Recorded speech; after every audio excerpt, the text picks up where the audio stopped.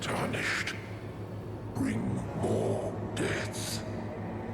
I shall grant thee eye and claw. Feed me more.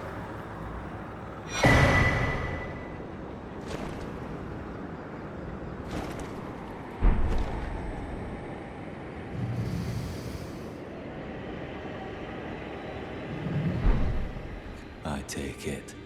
Then, owing to our duties shared, we are now comrades in arms. I think you've earned this. The power of the Golden Order to aid the hunt of those who live in death. I serve the Golden Order, that I might put this crooked land to rights, following only the guidance of the Great Elden Ring. Those who live in death fall outside the principles of the Golden Order. Their mere existence sullies the guidance of gold, tainting its truth. And so it is the vermin must be exterminated, down to the very last. You again. I thought you'd receive a summons to the Round Table. Nepheli Loux. We met at Stormvale. I'm glad to see you here. I have something for you. I found it in Godrick's grafting grounds. You defeated him. You should have it. Make good use of it. I don't intend to make a habit of scavenging corpses.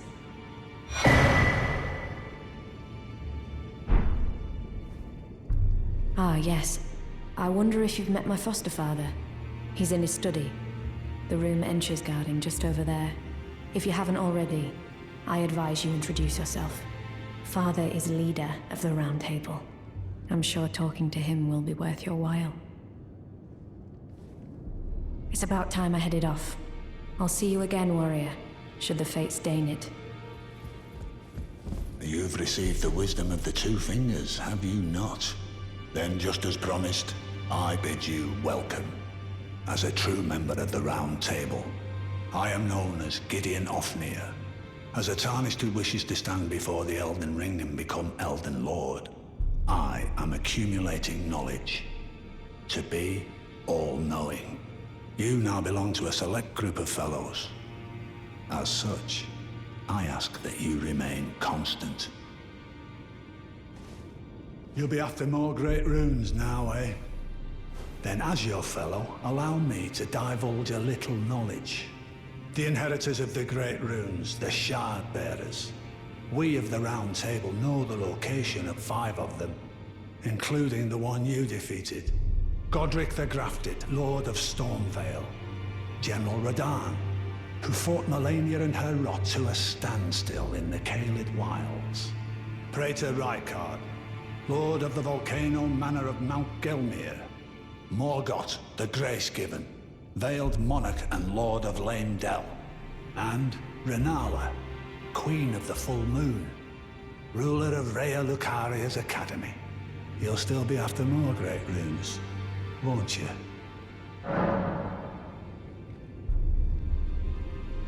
So, Godrick the Grafted, Lord of Stormvale. Despite being the blood of Godfrey, first Elden Lord, he's a grotesque old fool grasping for power. His castle lies upon the cliff to Limgrave's northwest, but I suspect you know that well enough already. General Radahn, the famed Red Lion and Scourge of the Stars, is a ferocious warrior. He fought Malenia and her rot to a standstill in the Caelid Wilds to Limgrave's east. And now Caelid has been engulfed by the Scarlet Rot. Even approaching the region is no mean feat. I've heard survivors of Radahn's army are still in the wilds, staving off the rot with fire. And if it's true, I suspect Radahn is still there as well, in Caelid. Though, I doubt he much resembles his former self anymore. Praetor Rykard is the Lord of the Volcano Manor on Mount Gelmir. He is a ruthless justiciar who commands a company of inquisitors, reviled for his serpentine demeanor. The volcano, Mount Gelmir, lies in the west of the Altus Plateau. the realm of the Erd Tree. It was the stage of the most appalling battle in the entirety of the Shattering. Rykard has committed the grave sin of blasphemy, marking himself as an enemy never to be forgiven. Morgoth the Grace-Given is Lord of Leyndell, the capital city. It lies at the foot of the Erd Tree, in the east of the Altus Plateau. But the Two Fingers forbid us from venturing there, until we've acquired enough great runes to repair the Elden Ring. Set your sights elsewhere for the time being. The Veiled Monarch can wait. The Academy of Raya Lucaria lies to Limgrave's north, towering over the mist-laden lands of Liurnia. Rennala is queen of the Carian royals, who govern the Academy, but Rennala herself is no demigod. Her beloved Radagon left her to become Queen Marika's second husband, taking the title of King Consort. The Great Rune dwells within the amber egg that was Radagon's gift to her. I understand you've been speaking to Nepheli. She's my daughter. I took her in when she lost the guidance of grace. Though a mere axe-wielding barbarian, her youthful credulity suited my purposes. So I put her to work. Do not hesitate to employ her. Should her services benefit you, despite her looks, she is more than capable in the press of battle.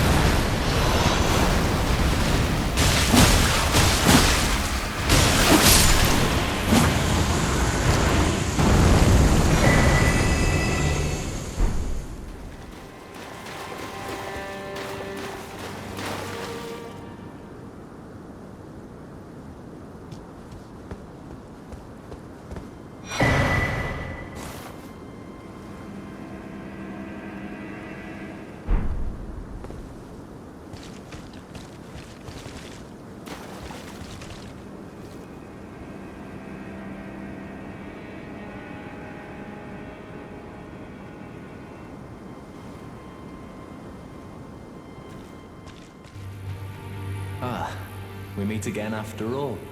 I apologize for any offense given by my bearing, but I'm quite unable to move, you see. So, what do you need? Ah, you defeated Godrick and claimed yourself a great rune. Looks like we both got what we wanted out of Stormveil, didn't we? Well done, friend. Something to mark the occasion. Go on, take it. As you might have guessed, I still can't move. My fighting days are behind me. No need to be polite. I've no use for it anymore. The misshapen corpse under Stormveil. That is a sacred relic of the Black Knives plot, as that famed night of assassination is known. It happened during the golden age of the Erd Tree, long before the shattering of the Elden Ring. Someone stole a fragment of the Rune of Death from Malekith, the Black Blaidd, and on a bitter night, murdered Godwyn the Golden. That was the first recorded death of a demigod in all history, and it became the catalyst. Soon, the Elden Ring was smashed, and thus sprang forth the war known as the Shattering. I once wished to become a scholar, you see. I've spent many an hour scouring the archives for knowledge of that fateful plot. The world has grown crooked, and if you intend to put it to rights, you'd better understand what happened to make it this way. And that thing is to blame for the shape I'm in now. I urge the utmost caution. Don't disturb the corpse more than necessary. Ah, so you've met Dee. Dee is an old friend. We found ourselves journeying together for a time, bound by our exploration of death. but our paths have since diverged, never again to cross. Though that's hardly an uncommon fate for two friends. As long as whoever finds and uses it is not nefarious by nature, then we may be able to form an alliance. If only I could speak to them in person. And if they were like you, all the better.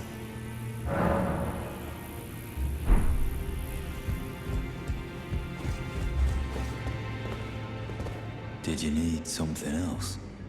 Are you acquainted with a man named Rogier? You know, the piteous fellow hiding away on the balcony. He was a formidable spellblade in times past. Don't let his easy air deceive you. He was wise beyond his years, stout of heart and clear of mind. No more, though. You see him now, ravaged by thorns, muttering and rambling, like he's half dead already. I can't stomach to watch. Take well the lesson, friend. That's how you end up when seduced by those who live in death. When grace is sullied, it rots people from the inside. Breaks them. I am pleased to see you again. Would you like me to hold you once more? The blessing is still aflame in your breast, dear. Would you like to be held, regardless? Now, come closer.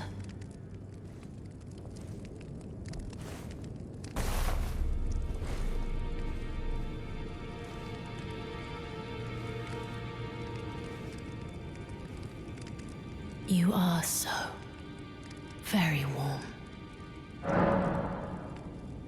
I was known as a deathbed companion where I come from.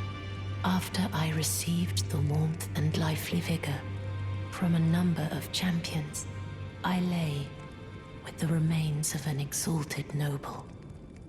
To grant him another chance at life, to do so is the purpose of my being. But before I could bear the noble into new life, I was awakened by the guidance of grace and chased from my birthplace. Pray, be kind. Despite all that, I still wish to be a deathbed companion. So please, let me hold you like this, as often as it takes. My dear, have you ever heard of Black Knife Prince? Dear Rogier likes to talk of them when abed, and the ancient plot in which the first of the demigods was slain. The black knives wielded by the assassins who committed the act, along with the impressions they made, somehow hide the truth of the conspiracy. These grand affairs are hardly my forte, but dear Rogier began to weep as he spoke. In truth, I've heard tell from someone else about the Black Knife Prince that fascinate dear Rogier so.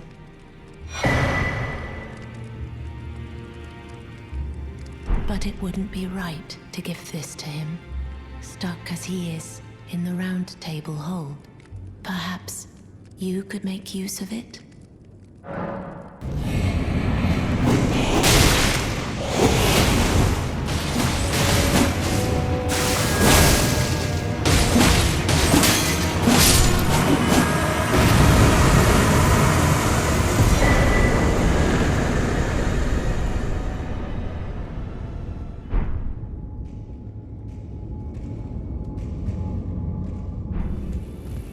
Always good to see you safe.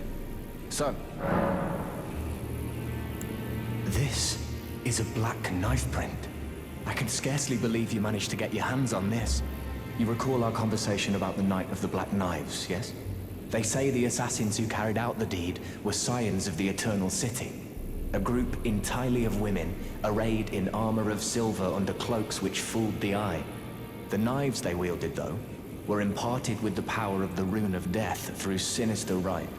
Please, I beg of you, lend me the knife print for a time.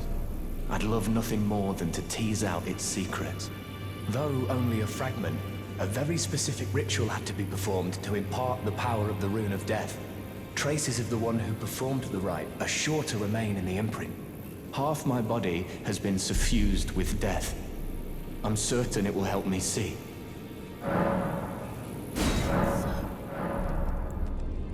I heard that you lent a hand to dear Rogier. He seemed positively elated. He must be possessed of great mental fortitude. It anchors his will and sustains him, despite his grievous wounds. You truly are a champion. To dear Rogier, and myself, too. Then good day to you, my dear. Ah, hello. My examination is complete. Here's the knife print back, with my thanks. Now I have a fairly good idea who performed the rite upon the Blaidd. The person who orchestrated the Night of the Black Knives. Lunar Princess Rani. One of the children born to King Consort Radagon and his first wife, Rennala. Demigod and sister to General Radahn and Praetor Rykard. Hers was the name I discovered in the imprint. Truly, you have my thanks. But if I might be so bold, I would like to ask something more of you. If Rani truly is the one who plotted that fateful night, then she should bear the curse mark of destined death somewhere upon her flesh. I would like you to procure it for me. And then all will be laid bare. I will have the answers I have sought for so long. I have some idea of Rani's potential whereabouts. There's a manor to the north of the Academy of Raya Lucaria. It is the familial home of the Carian royals from whom Rani descends. There's been talk of the old royals' vassals gathering there in recent years. Rani's whereabouts since the Shattering are a well-kept secret. She hasn't been seen even once, but I suspect she might have returned to the manor in which she was born. I'm afraid there's something I must tell you. Do you know of those who live in death? The very notion of life in death defies the Golden Order. By Dee's account, these defiled fiends must be expunged. But truth be told, I seek the curse mark to save them. You may find this peculiar, but I discovered something in my examination of the Night of the Black Knives. These souls have committed no offense. They have every right to life, only they happen to touch upon a flaw in the Order. Yes, indeed. If Dee knew what drives me now, he would surely boil over with rage. Or perhaps he would even feel some pity. But no need to fret. None of that will come to pass. I can tell a good lie when I need to.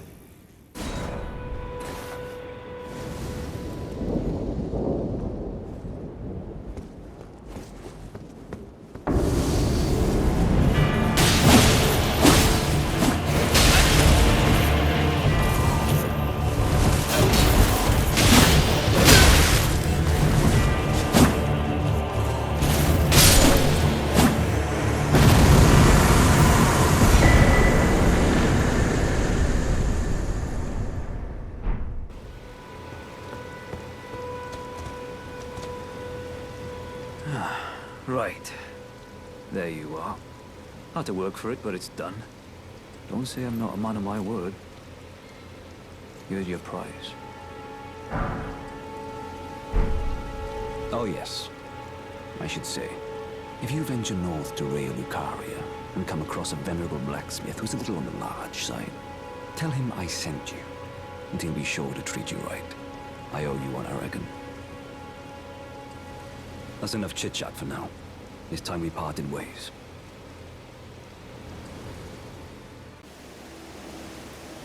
If you are wise, you will leave immediately. My flesh writhes with scarlet rot.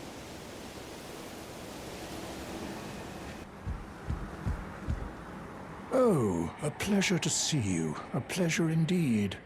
I am Gowry, a great sage. In my day, anyway. I'd hoped to ask a favor when one of your ilk came along. A strapping young tarnished, able to cross the scarlet swamp of Aeonia. Don't fret, I'll provide fine recompense. Should you accept, I will teach you the secret of Celia, the town you see there. Ah, then you are willing to lend a hand, are you? I need your help to heal a certain young girl. Her name is Millicent. You will find her beyond Celia, resting at the church atop the cliff, stricken by the rotting sickness. The rotting sickness that afflicts Millicent has no cure.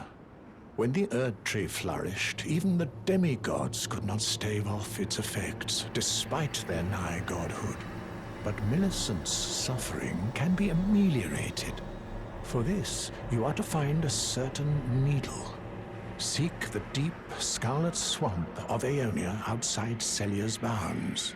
The needle, made from unalloyed gold, is lost somewhere there. First, you must find the It's hidden somewhere in the deep sky. Then I will tell you the secret of the town of Celia.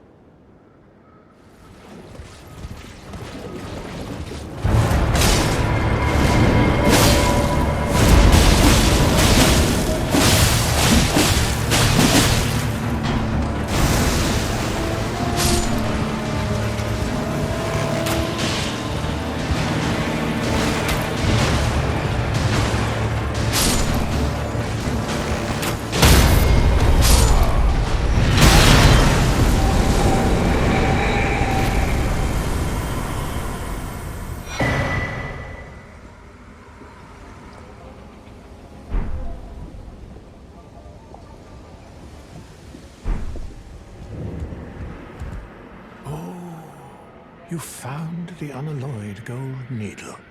As promised, I've detailed the secret of Celia right here.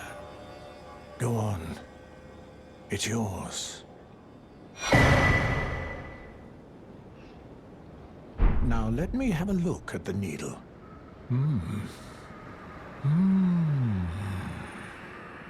Well, this is a marvel indeed.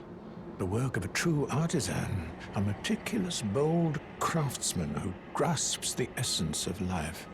Can you give me some time with this? As well made as it is, it won't be much use snapped in half, will it? I have awaited your return. The needle is repaired. Now it will forestall the rotting sickness, I'm sure. Will you give it to the girl, Millicent? I will reward you in kind.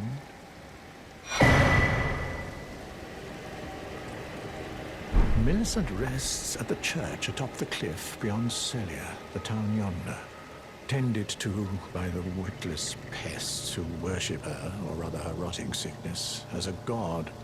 A wretched fate, indeed. The poor girl, she never wished for any of this. Do you find it peculiar that I would show such concern for the girl? Well, I'm the one that found her, a mere babe in the swamp of Aeonia. She is one of my dear daughters. But the rotting sickness erodes one's memory. I doubt that she remembers the first thing about me. Oh, I must be getting old. I didn't always worry so much.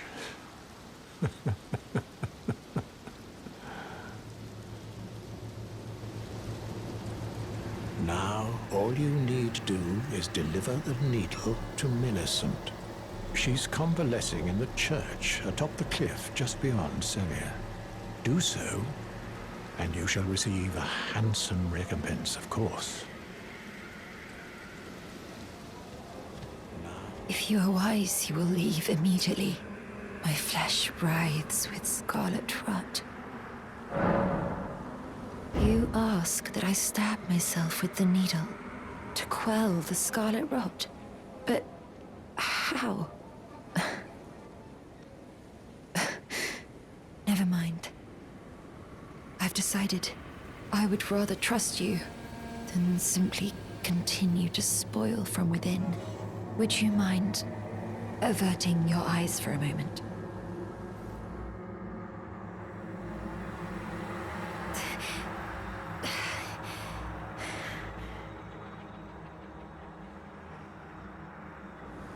Well, that was easier than expected. But why do I feel so...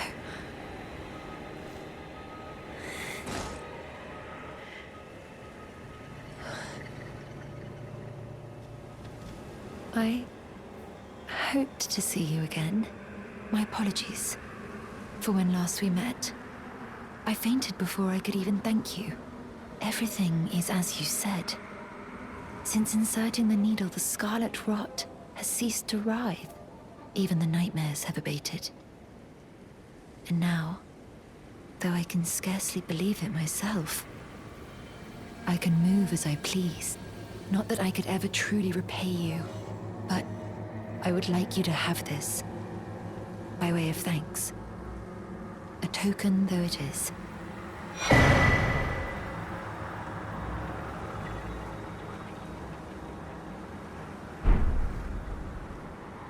I'm considering leaving. On a journey. With the needle buried in my flesh, I've started to recall, but dimly, my destiny. It's all thanks to you. My name is Millicent. I pray fate permits us meet again.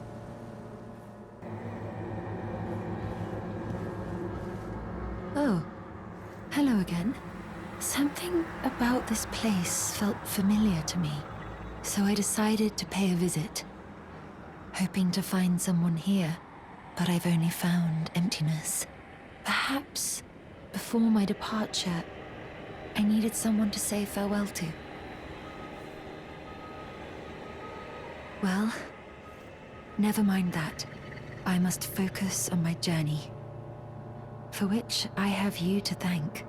I must stay strong. Please, if you wouldn't mind, he can be stubborn. There's a face I've not seen before. I'm Edgar, warden of this castle, as ordained by Lord Godrick himself. But you can see how things have turned out. The menials have all rebelled. They gave me good service, or so I thought. But it seems it was all an act. Foul creatures, as it said, and true enough, they're foul inside and out. I'm sorry to disappoint you, but whatever you come here to do, I'm afraid Castle Morn won't hold much longer. Take this, by way of apology. I see. From Irina. Thank you. I'm in your debt, but I can't leave yet. Even if the castle should fall, as commander, I must remain to ensure the treasured Sword of Morn does not fall into the wrong hands. If you see Irina, do tell her that her father will come for her once he's fulfilled his duty.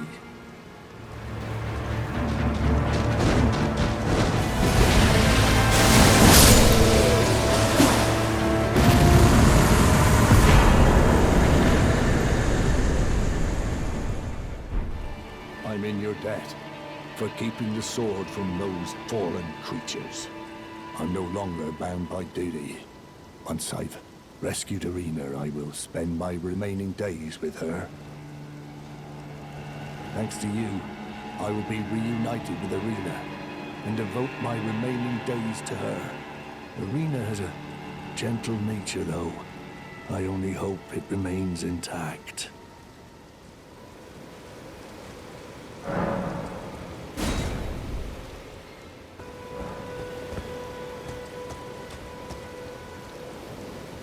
Irina, how could this be? My daughter deserved better. The fault lies with me. I chose duty over my daughter's safety. And that is how fate has answered. I'll find them. The foul wretches responsible for this. I'll hunt them down and exterminate every last one of them. Rest assured, Irina, it will be done.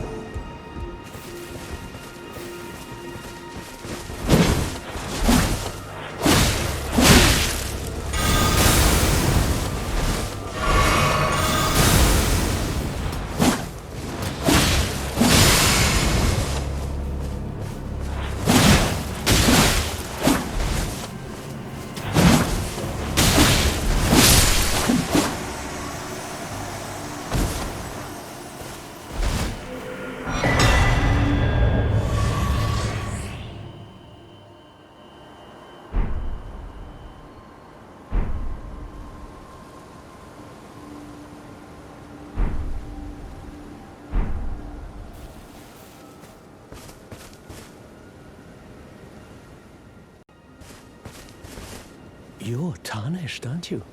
Then, perhaps you could spare some runes. Believe it or not, I studied glintstone sorceries at the Academy of Raya Lucaria. For a small donation, I'd be happy to share my knowledge. Well, bless you, bless you. You're a true saint. My name is Topes. Presuming you're interested, I can teach you sorceries, as promised. Only, none of them are particularly great. Apologies, friend. I'm afraid my meager sorceries are no match for your generosity. Oh, right. I can tell you what I know about this place. That should help a bit. You've seen that structure to the north, towering over the water. That's the Academy of Raya Lucaria, where we study glintstone sorceries. Only its doors have been closed for quite some time now. After they declared they wouldn't interfere with the shattering, the Academy cast repelling seals on the east gate leading to the capital, and the south gate leading here. As you might have guessed, the seals are still active, making entry to the Academy impossible without a glintstone key. And so I'm stuck here. A fledgling sorcerer with little chance of acquiring a key. When they cast the seals, I'd just popped out. And now I'm uprooted from my place of learning. Why not find yourself a glintstone key? Without one, you can't pass through the Academy, and you'll never reach the Erdtree capital. And if you find an extra glintstone key, perhaps, once you've tied up all your loose ends, and I can be very patient, would you consider donating it to me? I know it. I'm a bluntstone. Nary a hint of talent for sorcery. But still, my place is at the Academy. You've taken an apprenticeship with Sellen. Well, that is something. Sellen was well known. The most promising sorceress in the history of the Academy. I followed her at school. But there may as well have been an ocean between us. But Sellen was expelled from the Academy, accused of unthinkable treatment of certain sorcerers, under the name of the Graven Witch. I still don't believe the accusations. The illustrious Sellen would never do such things.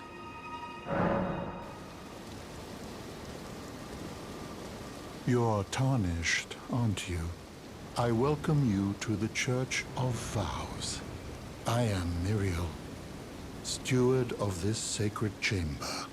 My apologies for the unseemly state of affairs. Do you know the origin of this place? How it came to be known as the Church of Vows? Well, that is a shame. But who can blame you? The shattering has caused us, all of us, to lose sight of something very dear. It is here, at the Church of Vows, that the great houses of the Erdtree and the Moon were joined by the matrimonial bond between red-haired Radagon and Rennala of the Full Moon. And so our church holds in view the monuments of both houses. the Erd Tree of the capital, and the Academy of Raya Lucaria. Oh, was there something you needed? You are free to show yourself around. I would serve as your guide, only my legs aren't what they used to be. If you find anything of use, you are free to take it with you. Unless, perhaps, you are in search of instruction, in which case I will share all that I know.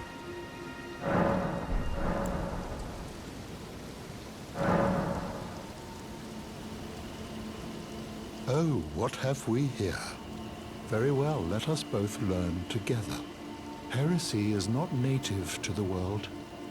It is but a contrivance. All things can be conjoined.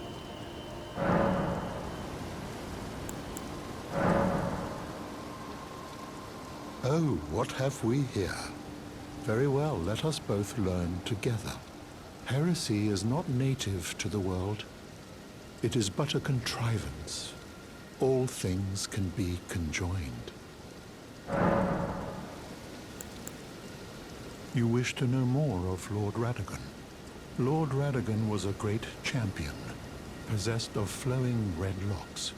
He came to these lands at the head of a great golden host. When he met Lady Rennala in battle, he soon repented his territorial aggressions there, and became husband to the Carian queen. However, when Godfrey, first Elden Lord, was hounded from the lands between, Radagon left Rennala to return to the Erd Tree capital, becoming Queen Marika's second husband and king consort, taking the title of Second Elden Lord.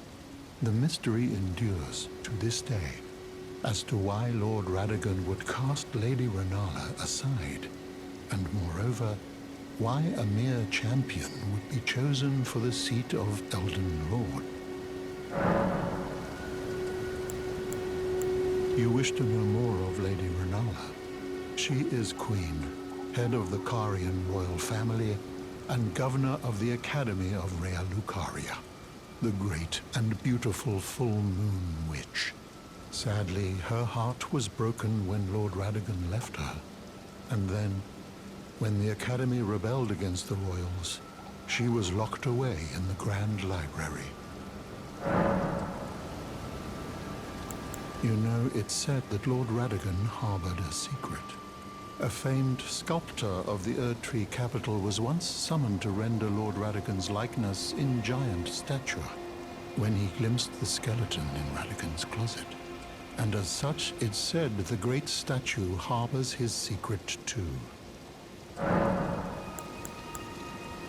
In the end, Lady Rennala was left alone, cradling the amber egg Lord Radagon bequeathed her. Now she devotes herself to it through forbidden rite, the grim art of reincarnation. You would do well to remember, severing a vow, strongest of bonds, has consequences ever more dire. I can read them. Your fingers, please, your fingers. Oh, bless you. Oh. Miquella's favor can be yours. Slaughter. Slaughter. Slaughter. The all-hearing slaughtered. But alas, it was for naught. But all you need do is snatch it from the big pot. Pity the poor, poor fool.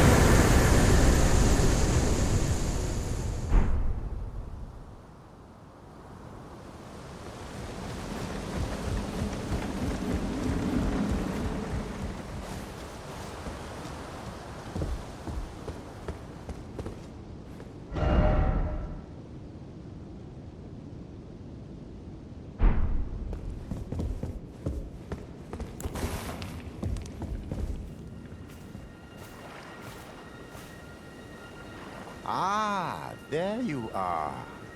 You claimed a great rune and had your audience with the two fingers at the round table home. What was your impression?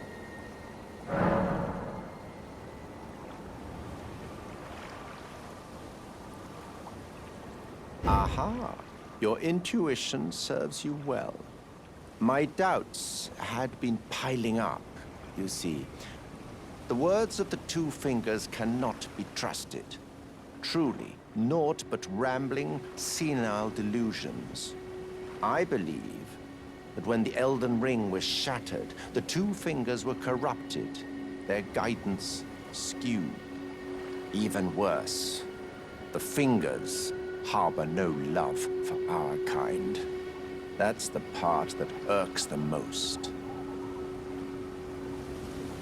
Oh, I have a gift for you. Something fit only for the wise. A means for circumventing the draw of the two fingers. Give it a try, won't you? And if it please you, may we meet again. I've high hopes for you, my lambkin. Be sure to try that finger I gave you. There's no reason to dither.